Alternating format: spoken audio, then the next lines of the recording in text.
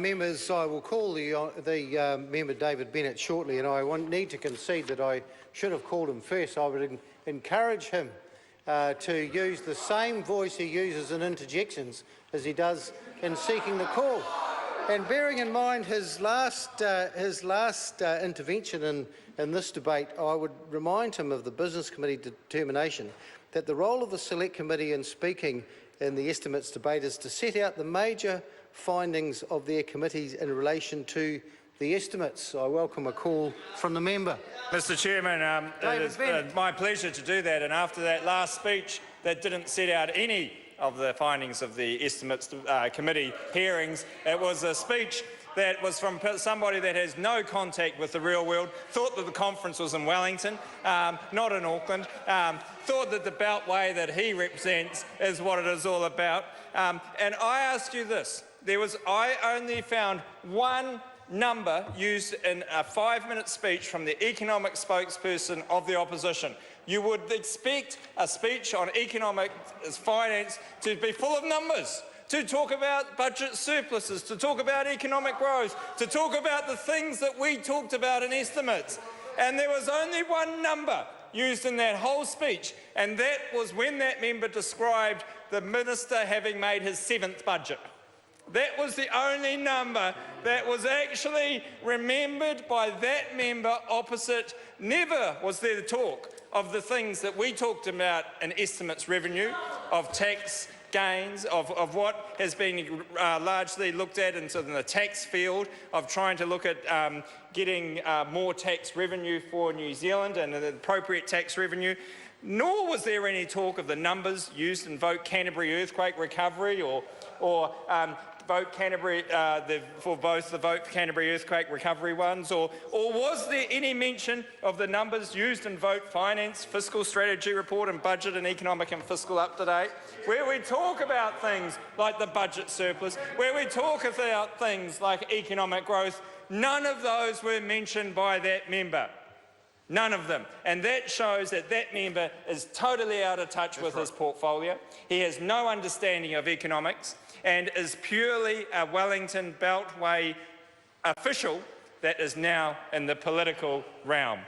And that is a disgrace. And he talked about things like bribing the electorate. This is from the Labor Party that gave free student loans, free 20 hours. They are the bribing party if ever there has been one. And Annette King is here. She's the height of briber. She is the greatest briber you will ever see. And that member knows about bribery. The Honourable Clayton Cosgrove. 2 points, Mr Speaker. The first point is I don't think it's appropriate that anybody as an individual be accused of bribery. I think you'll find that's out of parliamentary, out of order. And secondly, I fail to see what the last minute and a half has had to do with anything in the estimates. Points are well made. It's over to the individual member to take offence if that's the point that is to be made. Having said that, the point was underlined to the Speaker at the beginning of his speech when he was called. The Business Committee has allocated special calls to committee chairpersons for the purpose of setting out the committee's major findings on this estimates. Let's challenge the member to live up to the expectations of the Business Committee. Chair, I was merely responding to a previous speech that had started this debate off, and it could not be let go without being referred to. So if we look at the Vote Finance, and what does it say in Vote Finance? Under the Economic and Fiscal Outlook, it says that there's an average growth rate of 2.8% in New Zealand, 2.8% over the next 4 years, 2.8%. That is one of the highest growth rates that you will find in the Western world, and that is in New Zealand, and that represents good economic management. And those were the things, when we talked about the Treasury's budget, economic and fiscal up-to-date, that was one of the key things that came out of it, that is the strong growth rates in New Zealand going forward. Unemployment expected to drop below 5% in the next 2 years. Unemployment dropping, high growth rates, that's good for New Zealand going forward. And when we look at the budget we actually look at what was considered as the budget surplus or deficit, and it's always a bit of a moving feast at this stage because when you look at the numbers, they're quite small in comparison to the overall spend and the total tax take. But when you look at a budget surplus or deficit, in this case, they were looking at losses of about $684 million in 2014-15, followed by a surplus of $176 million in 2015-16, and increasing surpluses after there. That shows New Zealand is on the right track. That shows that the economic management of this government is on the right track, and I bet that we'll actually be in surplus this year, a bit earlier than anyone expected, and that shows even better economic performance by the New Zealand. Is that something that Mr Cosgrove's saying, is it?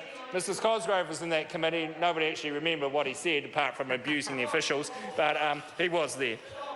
And so achieving a budget surplus was a key part of the finance estimates, and many members asked questions about that from the opposition.